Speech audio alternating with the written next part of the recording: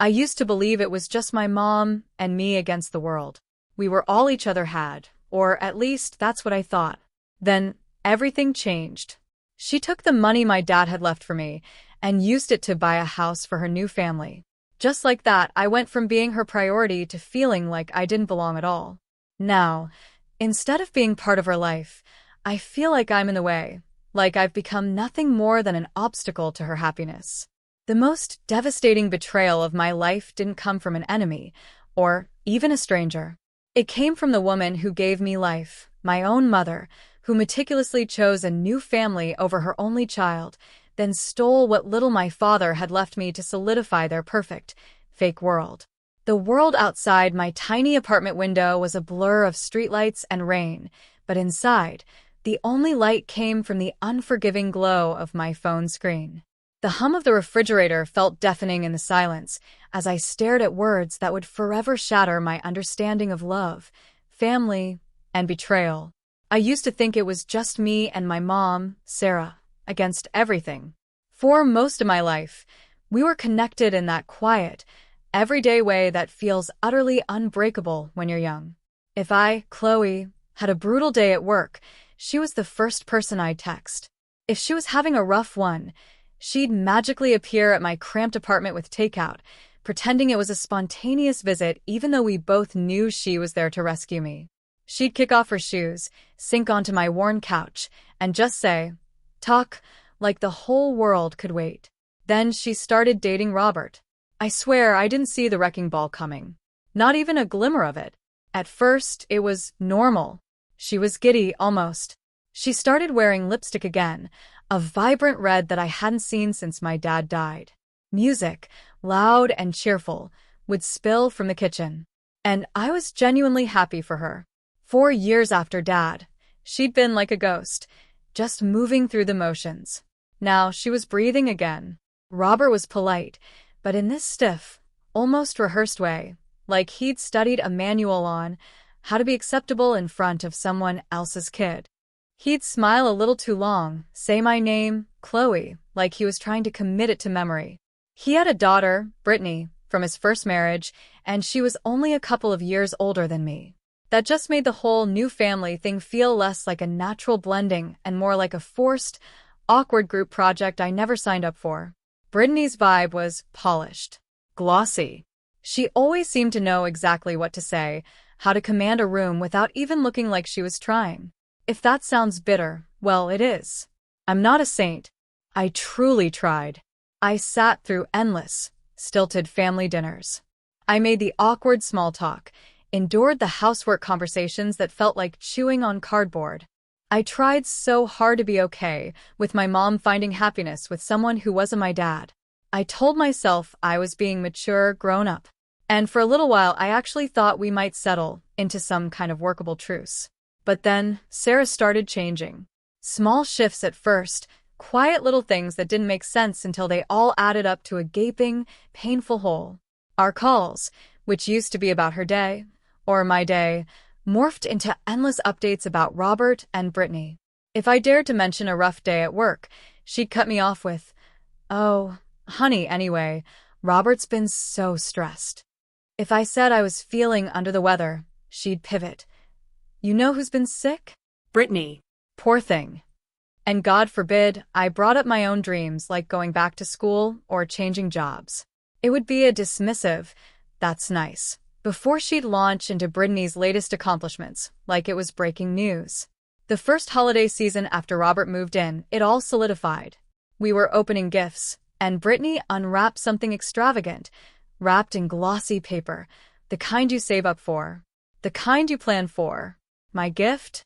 A generic bag containing a scented candle and a pair of fuzzy socks. Clearly a last-minute grab from a display near the checkout. Sarah smiled brightly. "I thought you'd like cozy stuff, Chloe," like she'd nailed it. I just stared at that candle, swallowing a bitter, hot lump in my throat. Wow, I thought I'm officially the afterthought. I remember sitting in my car after one of those calls, gripping the steering wheel, feeling this weird, hot embarrassment. It was like I'd just been dumped, and I was too ashamed to admit it. How do you even say, "My mom doesn't really want me anymore"? I was an adult, for crying out loud, with bills and a job and a whole life. But I still felt like that kid being replaced. By the time I was 19, it was painfully clear Sarah wasn't just dating Robert. She was orbiting him and Brittany. Brittany had become the favorite. And I kept trying anyway. Yes, I know. Don't roll your eyes at me. I tried because she was my mom, and losing my dad had already ripped a hole in my heart I knew would never truly heal. I couldn't bear the thought of losing her, too. So I smiled through it. I showed up. I played nice. I told myself it was temporary, that once they settled in, she'd remember I existed. Spoiler alert, she didn't. The thing about my mom's new family was that it came with rules I never agreed to. And somehow, I was expected to be grateful. Robert didn't like me. Not in a simple, we don't vibe way. It was a quiet, strategic dislike, like my very presence was a stain he wanted to scrub from the carpet. He didn't pick fights in front of Sarah. He did it in the gaps. A subtle sigh when I walked into a room. Forgetting to tell me dinner was ready. Making passive-aggressive comments about space and privacy and respect, as if I, the daughter, was a guest who had overstayed her welcome in my own childhood home. The blow-up happened on a random weeknight. I'd come home late from work, utterly exhausted. I walked into the kitchen and saw a stack of Brittany's mail on the counter. Not just a letter or two, but a whole pile. She didn't even live there full-time yet, but suddenly she had a key, packages arriving daily, and photos of her taped to the fridge like she'd always been there. I made a comment, a stupid, frustrated comment. Something like, wow, Brittany's really moved in fast. That was all it took. Robert turned to me, his face calm but icy. He said something about how the energy in the house had been tense since I was around, and how Brittany didn't feel comfortable, and how adults make sacrifices for relationships. He didn't yell. That would have been honest. He spoke with this controlled, lecturing tone, as if he were being the soul of reason. I felt my chest tighten, a hot burning sensation spreading, because I could see exactly where this was going. I looked at Sarah, begging for backup, waiting for her to do what she always used to, defend me, even when I was wrong, even when she was annoyed. But her gaze flickered away from mine, settling on the kitchen sink as if the chipped enamel held the answers she couldn't give.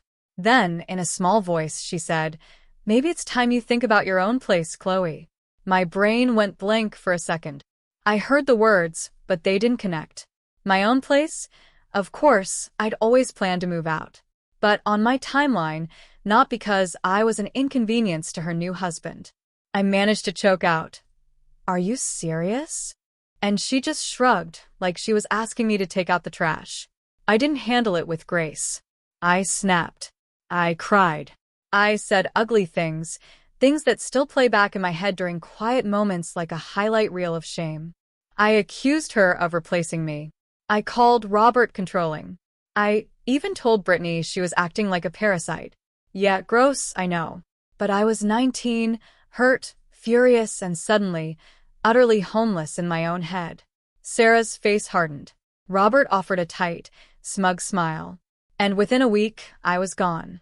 I moved into my boyfriend Ethan's apartment, my belongings stuffed into garbage bags, pretending it was romantic, pretending it was a fresh start. It wasn't. It was survival. And every single night, lying awake in a room that didn't feel like mine, I kept thinking, asterisk, she let this happen. She let me go. She didn't even fight for me. Asterisk, the worst part? She called 2 days later, like nothing had happened. Just, "Hey, did you get settled?"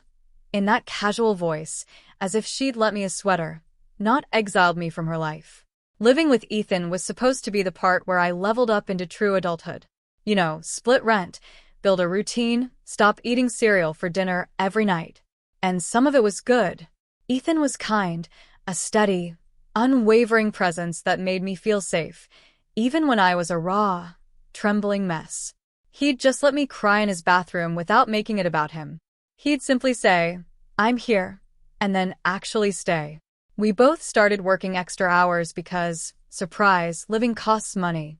I picked up side shifts at a coffee shop near our apartment, coming home smelling like espresso and regret. Ethan would be at the table, laptop open, doing overtime paperwork. We were tired in that normal, boring, working to build something kind of way. My mom, Sarah, never came over. Not once.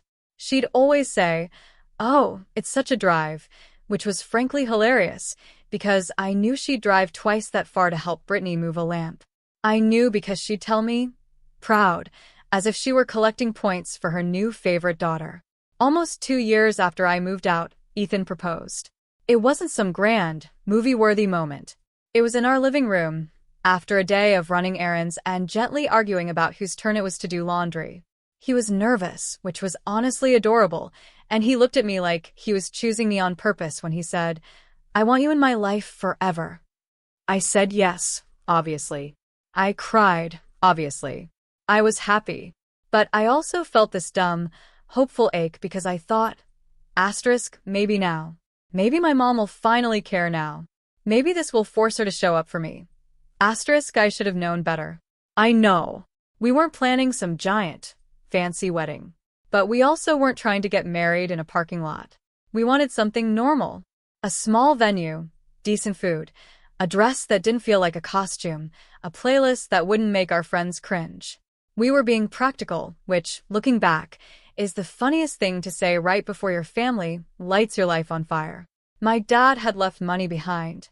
Not millions, not some secret fortune, just a specific amount he'd saved over the years, meant to help me with school and later with a wedding if I ever wanted one. He died when I was younger, and Sarah had always kept the paperwork because I was a kid. It was set up as a designated account for my future, college, wedding, whatever I needed. And because I was a kid when Dad died, Sarah's name was on it, like a custodial thing. When I turned 18, I never transferred it. I trusted her. Yes, I hear you. Yes, I was naive. But I was also still grieving, and I desperately wanted to trust at least one adult in my life. I'd used some of it for college expenses. The rest was supposed to be my cushion for the wedding. So, when Ethan and I started looking at deposits, I texted Sarah and asked for the account details. I expected a normal conversation. Maybe some mild drama, her acting a little offended that I hadn't included her enough. I expected her to say something about how stressful weddings are. I did not expect what I got. She replied like it was no big deal. Just, "Oh, honey, I used that money. We needed it." I remember reading it twice, then 3 times, as if the letters might rearrange themselves into something less horrifying. My hands went cold. I was sitting on our couch. Ethan was in the kitchen washing dishes, humming to himself. I just stared at my phone like it had slapped me across the face. I texted back, "Used it for what?" And she said, "For the down payment. It was a great opportunity for her. You'll understand when you're older." Her, as in Brittany. As in the girl who smirked at me like I was a stain. As in the girl my mom had been chasing like a lost friend. I stood up so fast I got dizzy. I walked into the kitchen, and Ethan took one look at my face and immediately shut off the water. He knew. I told him. I couldn't even keep my voice steady. I just kept repeating, "She used it. She used it," like a broken toy. He asked how much. I told him the number, and he went pale. We called Sarah. She answered like she was expecting us, sounding irritated, like we'd interrupted her evening. "Why?" I demanded, my voice raw. "Why would you take money my dad left for me?" She replied, "I didn't take it, Chloe. I used it. It's still in the family." She actually said that. Like I should be grateful my dead dad's money went to buy some other girl a house. I started yelling. Ethan told me to breathe. Sarah told me I was being dramatic. Then she did that thing she'd mastered, flipping the emotional script, making herself the victim. She said she was under pressure. She said Robert was worried about Brittany's future. She said I was selfish. "You have a fiancé, Chloe. You're fine." And then she hit me with it, the absolute lowest blow. "Your father would have wanted us to help her." That's when I started shaking. Full body shaking. Because my dad wasn't here to say anything, and she was using him, using his memory, like a prop in her twisted narrative. I hung up. I threw my phone onto the couch. I cried so hard my face hurt. Ethan sat next to me, wrapped his arms around me, holding me while I just kept thinking, asterisk, my mom stole from me. My mom, the woman who used to bring me soup when I was sick. Asterisk, and suddenly, the wedding wasn't just a wedding. It was proof of whether I mattered at all. A few days after the phone call from hell, Sarah invited me to a little gathering. She didn't call it a housewarming, but that's exactly what it was. She framed it like a peace offering. Come over, Chloe, we'll talk. I'm sure. We can figure something out. I should have said no. I should have stayed home, eaten ice cream, and blocked her number for a while. But part of me wanted to see it. Part of me wanted proof of what she had done because my brain kept trying to deny it. It's this fun little thing trauma does, where it goes, asterisk, maybe you misunderstood. Maybe you're being dramatic. Asterisk spoiler, I was not. So, Ethan and I drove there. The house was nice. And here's the part that still makes my stomach twist. Robert had bought that house in his own name, then told everyone it was for Brittany, even though it was really where he and Sarah lived. The down payment? Straight from my dad's money. Money that was supposed to be mine. Not a mansion, not some ridiculous celebrity estate, but nice in a way that made my gut clench because I could picture exactly what my dad's money had gone into. New paint, fresh flooring, a kitchen that didn't have that sad, old apartment smell. There were balloons. There were snacks on trays. There were people smiling and saying congratulations, like they weren't standing inside a lie.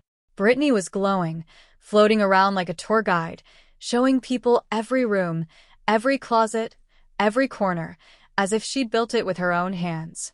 She kept throwing these looks at Sarah, waiting for applause. And Sarah kept giving it, like a trained seal. When they introduced me to people, they just said Chloe, like I was a distant cousin who'd stopped by, not the daughter who'd been pushed out. Sarah pulled me aside, her voice falsely bright. Isn't it great, Chloe? Brittany finally has something stable. I stared at her. With my money, I said. She gave me that tight smile again. It's not just yours, Chloe. It was meant for family. Then she offered her solution. We can do something simple for your wedding. You can use the backyard of the house. We'll put up lights. It'll be cute. Like she was offering me a discount party package. Like it was generous. Like I should clap. So, I said, my voice dangerously calm. You take the money, and then you offer me your backyard as a consolation prize? Sarah's husband, Robert, swooped in like he'd been waiting for his cue. He said something about adulthood and expectations and how kids these days want everything. He actually called me a kid. Me. Standing there with a job, rent, and a ring on my finger. He called me a kid. Brittany drifted closer, pretending to listen innocently. And then she chimed in. Honestly, a backyard wedding is really charming, Chloe. It'll look great in pictures. She said it like she was doing me a favor, educating me on trends. I wanted to scream. Instead, I did that thing where you laugh because you're about to cry. You're so generous, I said, in the most sarcastic tone I've ever used. Sarah shot me a look like I'd slapped her. I felt Ethan's hand on my back, steadying me. He could tell I was about to go nuclear. We left early. In the car, I stared out the window, watching houses blur by, thinking about how unfair it felt that my dad was gone, and Sarah was still here, spending his last gift like it was loose change. I cried quietly, because if I cried loud, I knew I'd start screaming. And I didn't trust myself not to drive straight back and ruin the whole party. That night, Sarah texted me a smiley face. A smiley face. Like we'd had a cute little disagreement. I threw my phone on the bed and said out loud, I hate her. And then immediately felt sick because I never thought I'd say that about my mother. But I did. And I meant it. After that, Sarah went into full performance mode. She started calling more, leaving these sugary voice messages like we were close again, like we were in some sitcom where the misunderstanding gets wrapped up in 20 minutes. She'd say things like, I miss you, Chloe, and we need to get together again. Every time I listened, I felt this burning mix of rage and embarrassment because it sounded like she missed the version of me that didn't ask questions. Then she invited me back over, saying she wanted to talk woman to woman. Ethan came with me because he didn't trust them. And honestly, neither did I. We walked into the house, and it was like nothing had happened. Sarah was all smiles. Brittany was lounging on the couch. Robert acted like he was doing us a favor by letting us breathe the same air. Sarah sat me down, her voice dripping with artificial sweetness. I've been thinking, Chloe, we need to make your wedding special, even if it's smaller. For a second, my stupid heart jumped. Maybe, I thought, maybe she's going to offer something real. Maybe she's going to apologize. Nope. She said, what if Brittany is your main bridesmaid? It would show everyone how blended and healthy our family is. I stared at her. I actually checked Sarah's face for any sign she was joking. She wasn't. Brittany gave this little smile, like she'd just won something. She said, I would love to help you, Chloe. I have such good taste, and I can plan everything. She said it like she was announcing she'd rescue me from my own incompetence. That's when something in me snapped. Not like a dramatic movie snap with a loud sound effect. It was more like I felt all the years of being ignored, dismissed, and replaced pile up in my chest at the same time, and there was nowhere left to put it. You stole from me, I said. Loud. In front of all of them. Because I was done pretending. Sarah tried to hush me. Don't say it like that, Chloe. How should I say it? I shot back, my voice shaking with a rage that felt primal. How? You took money my dad left for me. You used it to buy her a house, and now you want her to be my bridesmaid, like we're all besties? Are you out of your mind? Brittany's face went scarlet. She stood up. It wasn't stealing. It was an investment. I laughed, a sharp, ugly sound. You're not an investment, Brittany. You're my mom's obsession. Robert stepped in, that calm lecture voice returning. He said I was disrespectful. You kicked me out. I yelled, pointing at him. It was for the good of the household, he retorted. No, I hissed. It was for the good of your ego. Then Sarah started crying, which felt almost insulting because she cried like she was the one who had been wounded, like she was the victim, and I was standing there feeling like my insides were on fire. Ethan tried to pull me back, whispering, Let's go, Chloe. But I wasn't done. I told Sarah she had abandoned me. I told her she had turned into someone I didn't recognize. I told her I didn't care if she was embarrassed. And then Brittany spoke. If you're going to act like this, you can leave. Like it was her house. Her rules. Her authority. I looked at Sarah again. I waited. I waited for her to say, No, this is my daughter. I waited for anything. She didn't. She just stared at me, tears streaming down her cheeks, and said, Please stop. So I stopped. I grabbed my purse, walked out, and heard Brittany lock the door behind me. I heard it, that little click, like I was an intruder. In the car, I didn't cry right away. I just sat there, hands gripping the steering wheel, staring at the blurred streetlights. Then, I started sobbing so hard I couldn't breathe. Ethan kept saying, It's not your fault, Chloe. And I kept thinking, it kind of is. Because I let her do this for years. I kept hoping she would choose me, and every time she didn't, I acted surprised. By the time we got home, I was exhausted in my bones. I told myself I was done. I told myself I wasn't going to chase her anymore. And then Sarah called me the next day like nothing happened. Again. That's when I realized this wasn't going to end with a heartfelt conversation. This was going to end with something breaking. I went quiet for a while after that.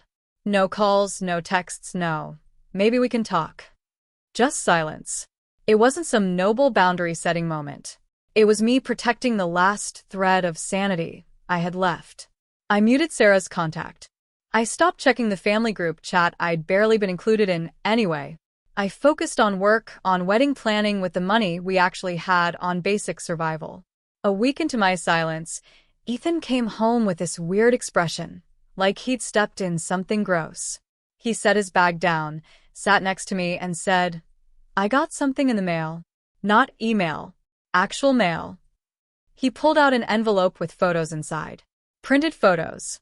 The picture showed a woman who looked like me, kissing a guy who was not Ethan. It was in a parking lot. It was blurry, but clear enough to make your brain do that quick panic math. There were multiple angles. I went cold. I stared at them, and for half a second, I couldn't even speak. Then Ethan said, "I don't believe it." Just like that. No yelling, no accusations. He said it like he was stating a fact. And the relief hit me so hard I had to put the photos down and hold my head because I thought I was going to throw up. We sat there and went through them slowly. The more I looked, the more it felt wrong. The lighting was off. The face angle was weird. The hair was close, but not mine. Ethan pointed out tiny details. "Your mole isn't there," he said. We knew who did it. The envelope had a local postmark, and inside, there was a little order slip from a photo print counter in the same rounded handwriting I'd seen on Brittany's birthday cards. It was just enough to make my skin crawl because it meant she was planning it. Later, I discovered Sarah was cheating with Daniel, Brittany's boyfriend. I found out when I pretended to reconcile and accidentally grabbed her phone. There was a notification banner, a message with a heart emoji. The messages were intimate. They were about missing each other, about sneaking time, about kisses, about how risky it was. There were jokes about Brittany being clueless. There were even messages where Sarah said she wished she'd met him first.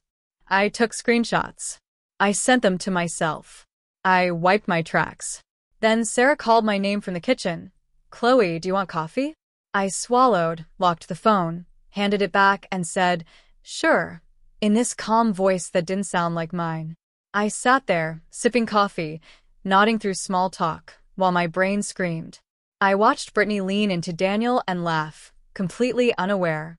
I watched Sarah glance at Robert and act affectionate, like she wasn't cheating with the girl's boyfriend.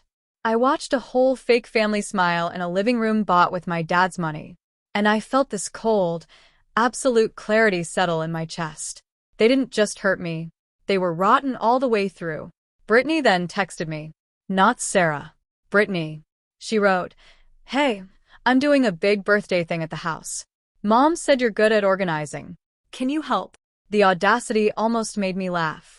She wanted me to help plan a party in a house partly bought with money stolen from me for her birthday, while my mom was sneaking around with her boyfriend. I said yes.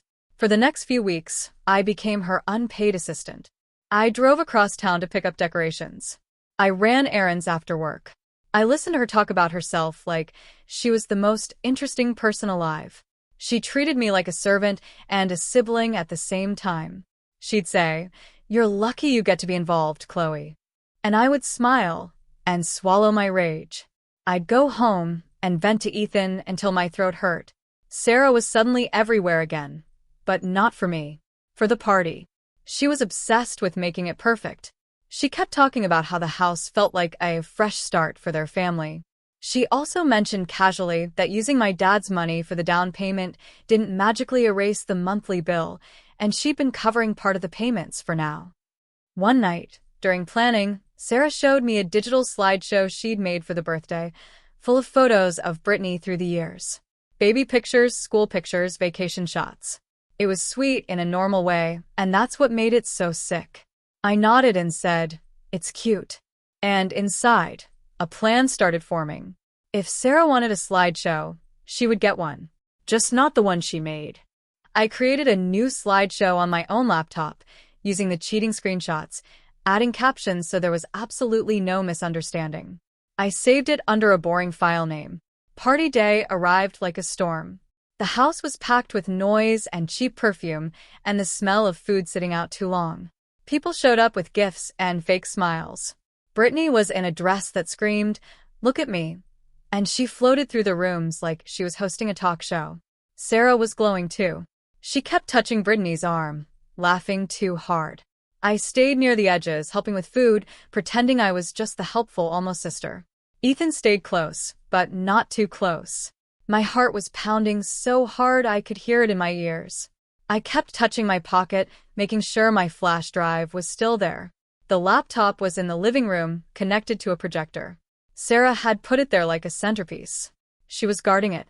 Finally, the universe gave me a crack. Daniel, Brittany's boyfriend, asked Sarah to talk in the hallway. Robert went outside to smoke. Brittany ran to the kitchen because someone said the cake needed cutting. The laptop was alone. And open. I moved like I was on autopilot. I walked to the laptop, smiled at the closest guest like I belonged there, slid the flash drive in, and dropped my file right on top of hers. When it asked if I wanted to replace it, I clicked yes.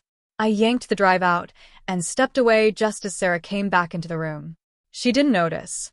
She walked straight to the laptop and patted it like a pet. My knees went weak.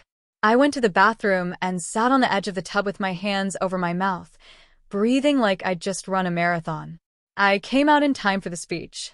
Sarah clinked a glass with a spoon, and people quieted down. She started talking about how proud she was, how grateful she was, how family is everything. Then she said, "And now, we have a little slideshow of memories." The lights dimmed. The projector turned on.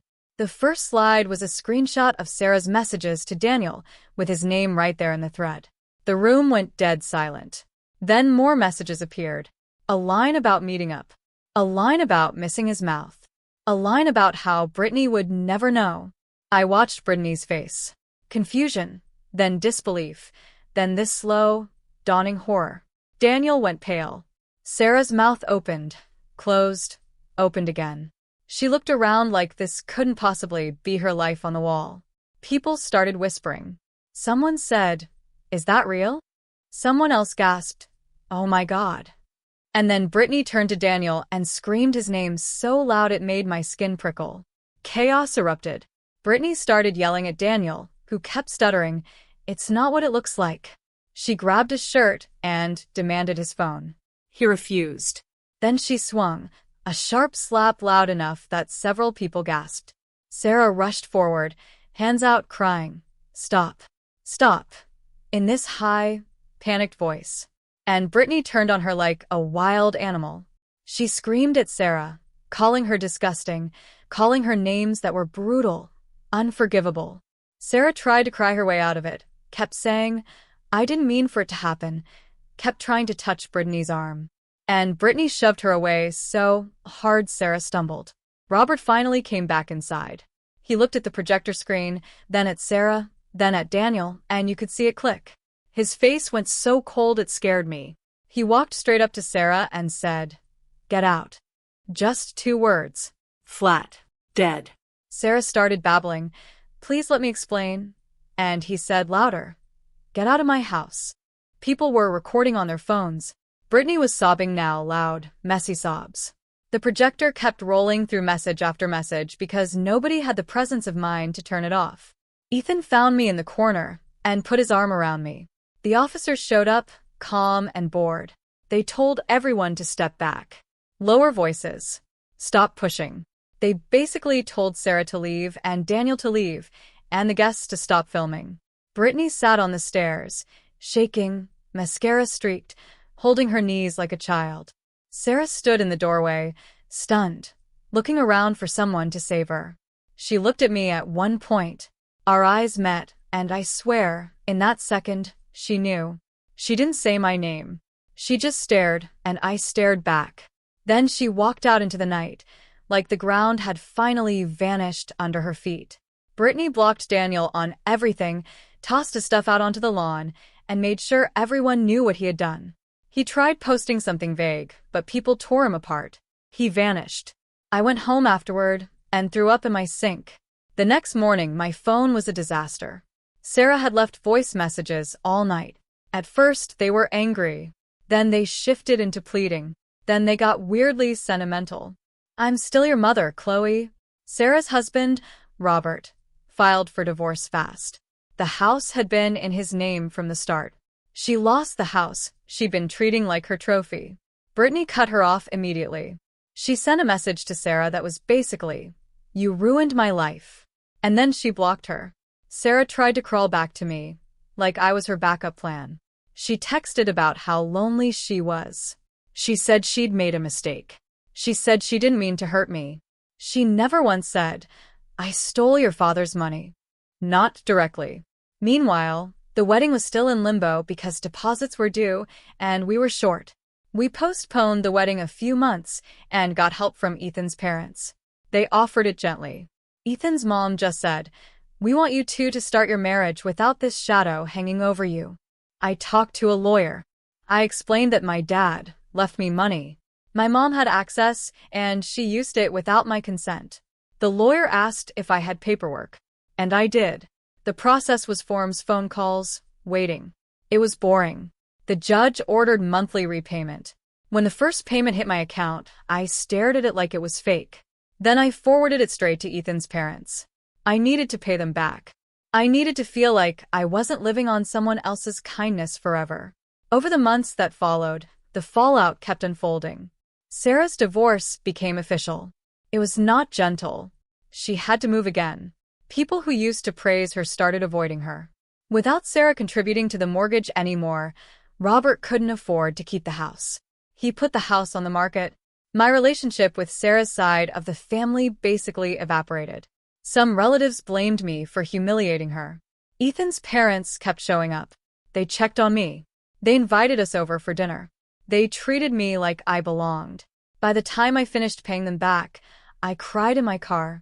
I sent his parents a message saying, "We're square." And his mom replied with, "We were never keeping score, Chloe." Sarah kept trying. She would send messages on holidays. She would say she missed me. She would say she had changed. She would leave voicemails where her voice sounded small, broken. One night, 11 months after the party, she left a long voice message. She said she knew it was me who swapped the slideshow. She said she didn't blame me. Then she asked straight up, "Did you do it, Chloe? I need to hear it from you." I listened to that message 3 times. I felt like 2 versions of myself were fighting inside me. The older, wiser one knew that answering would reopen the door, let the poison back in. So I didn't. I deleted the message. I blocked her number for real this time. Not as punishment, but as protection. And here's the part that might surprise you. I don't feel victorious. I don't feel like some hero who taught her a lesson. I feel like someone who finally stopped setting herself on fire to keep her mother warm.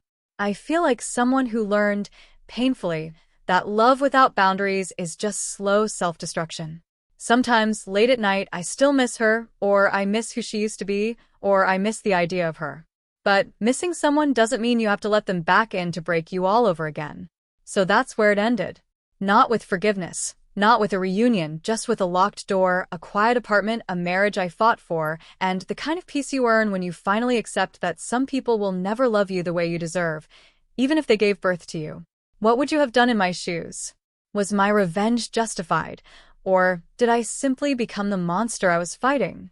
Let me know in the comments below.